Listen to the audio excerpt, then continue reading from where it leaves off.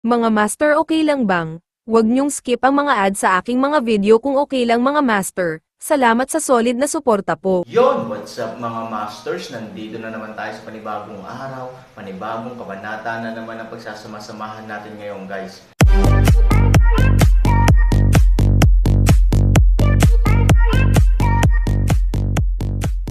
Bali mga masters, kung bago ka pa lang po sa aking YouTube channel, please click the subscribe button, lalong-lalo na po yung notification bell guys, para maging connected pa rin tayo sa isa't isa at maging updated kayo sa mga susunod ko pang video. Bali mga masters, bago natin umpisahan ng kwento ay mag-shoutout po muna tayo para sa mga solid nating tagapakinig. Shoutout kay Norlisa Sugay, shoutout kay Cheska Managaysay. Yun na nga mga masters, no? Bali hindi na ito patagalin. In 3, 2, 1, let's go! Kinabukasan, madaling araw na. Si Scar, Hyjin at iba pa ay tahimik na lumapit sa pinto at hinintay silang makaalis. Sa paglalakbay sa sikat na tindahan, inutusan na sila ni Han Sanchen na panatilihin itong confidential hanggat maaari, maliban sa ilang mahahalagang tagapamahala. Pinakamainam na huwag malaman ng mga tagalabas, sa ganitong paraan, hindi malalaman ng kaaway na ang Yetian City ay medyo walang laman. Pagkatapos kong umalis, kayong tatlo ang magiging ganap na master ng depensa ng Yetian City. I have great expectations for you three, sabi ni Han Sanchen habang nakatingin kay Scar, Hyjin, at Huya. Bilang Pangulo, nasa peklat ang lahat ng kapangyarihan sa pag-uutos, ngunit kailangan mong malaman na ang Hyjin at Huya ay dudurog sa iyo sa mga tuntunin ng Ik. Sa makatuwid, umaasa ako na sa ilang mahahalagang desisyon, mas makikinig ka sa kanilang mga opinyon. Tumango si Scar, don't worry, Alliance Leader, although I am stupid, it doesn't mean that I am stupid. Kung may mga matatalinong tao na magdedesisyon para sa akin, syempre magiging masaya akong tanggapin ito. Kung tungkol sa Hyjin, bagamat ikaw lamang ang Deputy Commander, ang peklat ay laging alam kung paano tumakbo ng laganap, kaya kailangan mong isaalang-alang ang iba pang mga detalye. Huwag kang mag-alala, pinuno ng alyansa, gagawin ko ito. Pagkatapos magsalita ni Han Sanchen, tumingin siya kay Huya, ikaw naman, Kuya Huya, bagamat ikaw lang ang Commander-in-Chief ng isang detachment sa Polar Bear Legion, at wala kang masyadong alam tungkol sa mga istruktura at mga kapatid ng mga miyembro ng Polar Bear Legion, ngunit ikaw ay nasa Yetian City, the one who knows best. Kaya, kailangan mong maglagay ng higit na pagsisikap sa pagtatayo ng Yetian City at iba pang mga isyo. Tumango din si Huya, Leader, balutin mo ako. Tuwang-tuwa si Han Sanchen, sa paglalakbay na ito, nakakuha siya ng 3 general, at lahat sila ay lumaki sa digmaan upang maging malaya ngayon, na lubhang kasiya siya. I won't say much else. As for the money, Huya will regularly send people to famous stores to collect it. Oo, pagkatapos ibigay ang lahat ng mga tagubilin, tumingin si Han Sanchen kay Su Yingxia, pay mo at pay Yuan. Alis na tayo habang wala pang gising ang maraming tao sa lungsod. Tumango silang tatlo at sumunod kay Han Sanchen palabas ng lungsod. Bilang pag-iingat, nakasuot pa rin silang 4 ng mga damit na gawa sa tela mula sa sikat na tindahan, kasabay nito, batay sa pag-aaral ni Han Sanchen sa mapa, binago din ni Han Sanchen ang ruta patungo sa sikat na tindahan.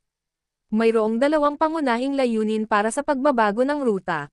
Una, ang orihinal na ruta ay magpapadali para sa mga tao na matukoy na sila ay nanggaling sa Yetian City. Kasalukuyang ginagamit, ito ang pinakakumpleto at pinakamahusay na ginagamit na app para sa pakikinig sa mga aklat, isinasama nito ang 4 na pangunahing speech synthesis engine at higit sa 100 mga tunog. Isa rin itong artifact na nagbabago ng pinagmulan na sumusuporta sa offline na pagbabasa, OneYuanApp.com na app na nagbabago ng pinagmulan. Pagkatapos ng lahat, may nakakaalam tungkol sa digmaan sa Yetian City, kaya ang pagtatago ng iyong pagkakakilanlan ay maaaring maiwasan ang hindi kinakailangang gulo. Ang pangalawang punto ay ang kumilos para sa 4 na tao. Ang Yetian City mismo ay nasa saklaw ng impluwensya ng ibang tao noon, at ang direksyon sa mga sikat na tindahan ay maaaring napakalapit sa saklaw ng impluwensya ng ibang tao. Sa makatuwid, pinakamahusay na huwag dumaan sa mga kalsada tulad ng avenue, dahil mas maginhawa ang maliliit na kalsada. Gayunpaman, ang pagtahak sa isang maliit na landas ay nangangahulugan na ang paglalakbay ay medyo mahirap. Hindi lang muna sila dumaan sa primeval forest, kundi kailangan din nilang tumawid sa dalawang malalaking bundok at isang Ramordwick River. Maya-maya, hindi nagtagal ay nakarating siya sa paanan ng isang liblib na bundok kung saan matatagpuan ang sikat na tindahan. Lonely talaga si Gus Han. Sinuri ni Han Sanchen ang impormasyon at nalaman na ang buong bundok ay napapaligiran ng mga bangin, frontside lang ang may maliit na kalsada sa bangin na direktang papunta sa sikat na tindahan. Sa madaling salita, madaling ipagtanggol pero mahirap umatake doon, kahit 1,000,000 malakas na hukbo ang lumipat dito, basta may mga tunay na supermaster na humaharang sa pasukan ng sikat na tindahan, mahirap para sa 1,000,000 malakas na hukbo na gumawa ng anumang bagay laban dito. Sa makatuwid, ang ideya ng Han Sanchen at ng iba pang sumusubok na lumabas ay lubhang hindi makatotohanan. Makapasok lang sila sa main entrance. At ito ay natural na medyo mahirap. Gayunpaman, iyon ay isang kahirapan na malalaman lamang pagkatapos makuha ito.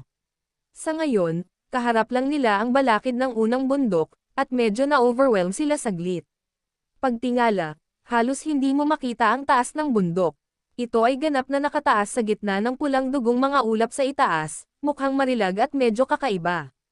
Ang pinakamahalaga ay ang bundok na ito ay baog ng damo. Master, gusto ba talaga namin makapunta dito? Nakatingin sa bundok sa itaas ng kanyang ulo, kahit si Han Sanchen ay hindi napigil ang lunukan ang kanyang laway. Napakataas talaga ng bundok na ito.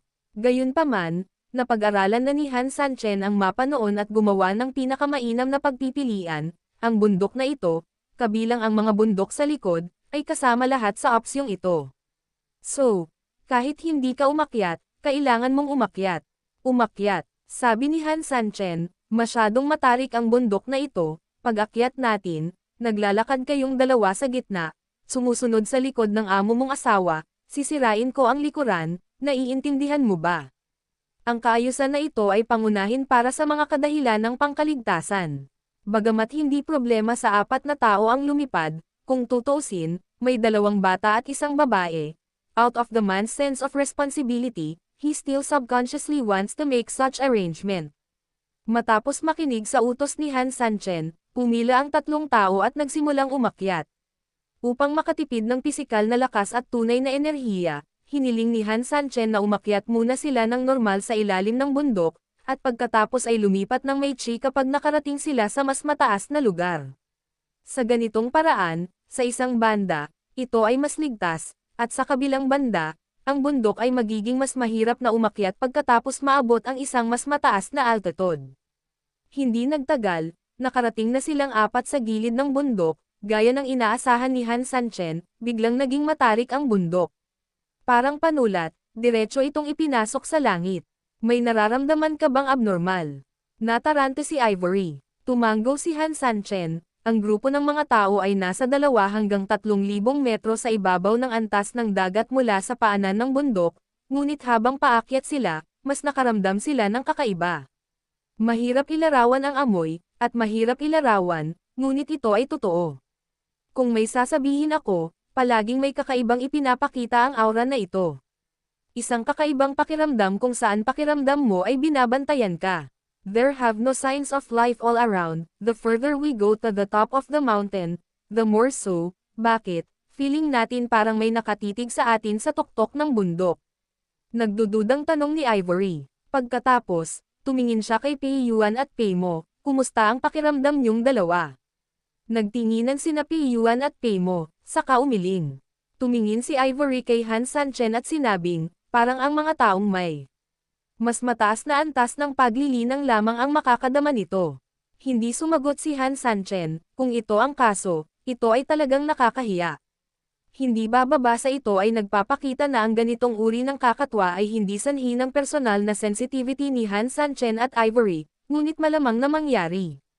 Dahil, kung mararamdaman ito ng mga taong may mababang antas ng paglilinang, nangangahulugan ito na maaaring isa talaga itong ilusyon na dulot ng ilang salik sa kapaligiran o iba pang salik. Gayunpaman, kung hindi ito nararamdaman ng 2 taong may mababang antas ng paglilinang, ngunit ang mga may mataas na antas ng paglilinang lamang ang nakakaramdam nito, kung gayon ang mas malaking posibilidad ay ang pakiramdam na ito ay maaaring sanhi ng ilang makapangyarihang mga kaaway. Ivory, Please go ahead and slow down as much as possible. Babantayan kita sa dulo. Kung may mangyaring masama dapat agad kang umatras para maprotektahan ang dalawang bata. Papasok ako, naiintindihan mo ba? Ang dahilan kung bakit nagpasya si Han Sanchen na huwag magpalat ng posisyon pansamantala ay dahil hindi siya sigurado kung saang direksyon magmumula ang hindi alam na panganib. Naglakad siya sa dulo, para tumingin siya sa unahan at tumingin sa likuran niya, na halatang pinakaligtas na paraan. Tumanggaw si Ivory at inakay muli ang grupo patungo sa tuktok ng bundok.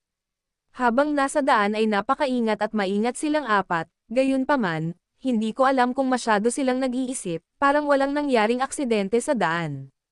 Hindi nagtagal, ang tuktok ng bundok ay nakita ng mga mata, na paliligiran ito ng isang layer ng pulang dugong ulap at ambon, na ginagawa itong napaka-misteryoso at kakaiba sa parehong oras. Gayunpaman, ang napakakakaiba ng pakiramdam ng mga tao ay dahil ito ay makikita sa paningin, ang ilang mga pangunahing kondisyon sa tuktok ng bundok ay maaaring ganap na takpan sa mga mata, ngunit sina Han Sanchen at Ivory ay walang nakitang anumang nilalang sa tuktok ng bundok. Lalo na nang imulat ni Han Sanchen ang kanyang mga mata, wala siyang nakitang kakaiba.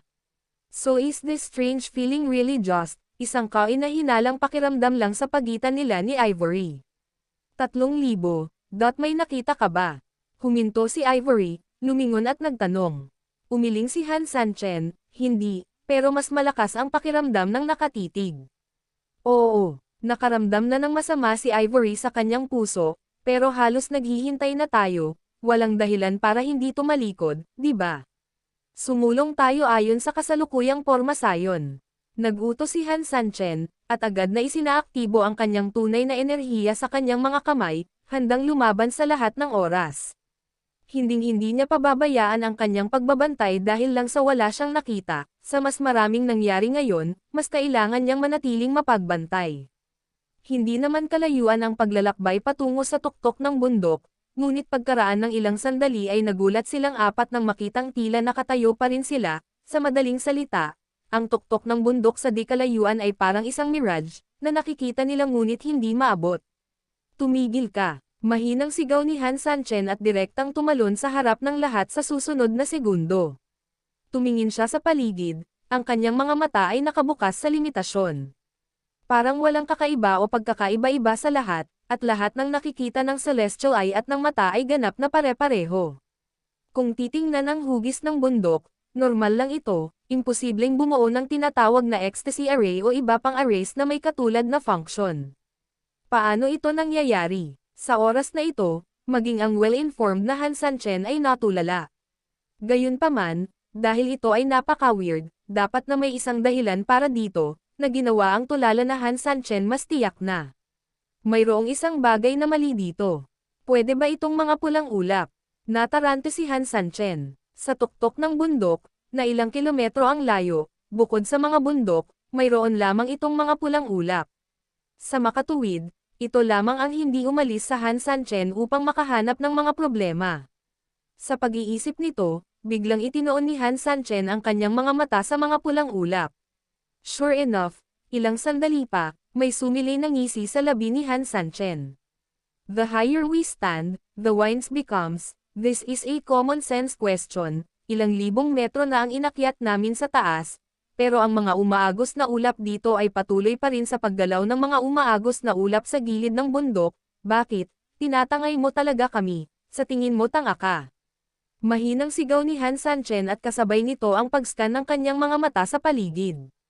Maya-maya, inilabas niya ang isang palad sa kanyang kamay at dirdiretsong hinampas ito patungo sa hongyon sa isang lugar sa kanyang harapan. Wow! Nang dumaan ang enerhiya ng Dharma, ang mga pulang ulap ay agad na nagkalat. Hindi tumigil si Han Sanchen, ilang beses niyang pinahihit ang mga kamay at tumama sa ilang pulang ulap sa harapan niya. Ang mga pulang ulap ay mga ulap lamang at ikakalat ng hangin, hindi banggitin ang malakas na pag-atake ni Han Sanchen. Sa isang iglap lang, lahat ng pulang ulap sa harapan niya ay naging manipis na ulap ng usok. Sa harap ng Han Sanchen, meron ding eksenang pulang dugo.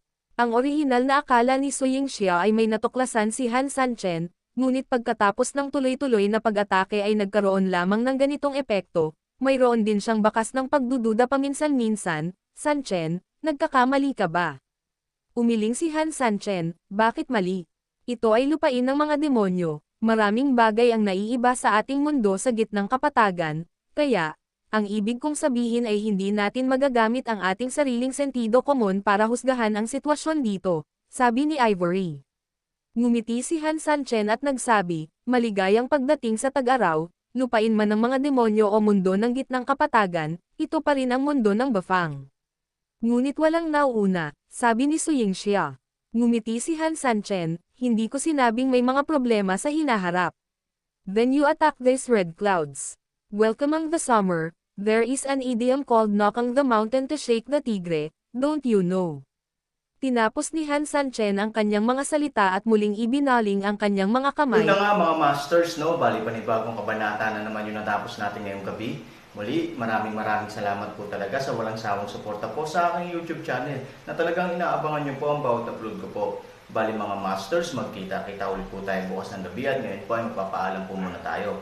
Bali mga masters, bye-bye!